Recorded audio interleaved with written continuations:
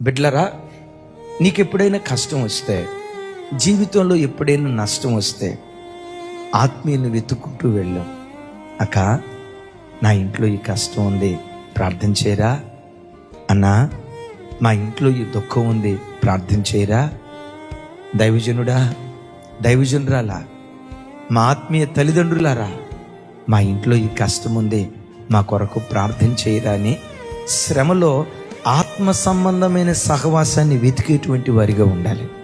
పెద్దగా చెప్దాం ఆమేన్.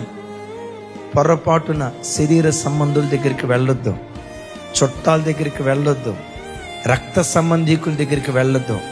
ఎవరు ప్రార్థన పరులో, ఆత్మ సంబంధమైన మనస్సు కలిగిన వారు, ఆత్మ సంబంధమైన మనస్సు కలిగిన వారి యొద్దకు వెళ్తే ఆత్మీయ ఆలోచనలు ఇస్తారు.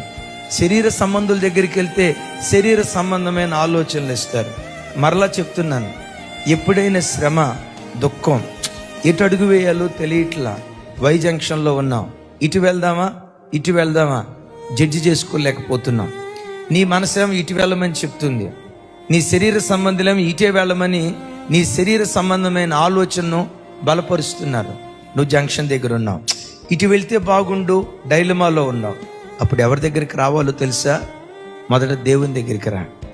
ఆయన దగ్గర నుంచి ఆలోచన పొందుకోగలిగే సామర్థ్యం నీకు లేకపోతే ఆత్మీయులు, ప్రార్థనా పరులు ఉంటారు కదా, వాళ్ళ యొద్దకు వెళ్ళు. చక్కటి మార్గాన్ని దేవుడు నీకు తెలియచేస్తాడు.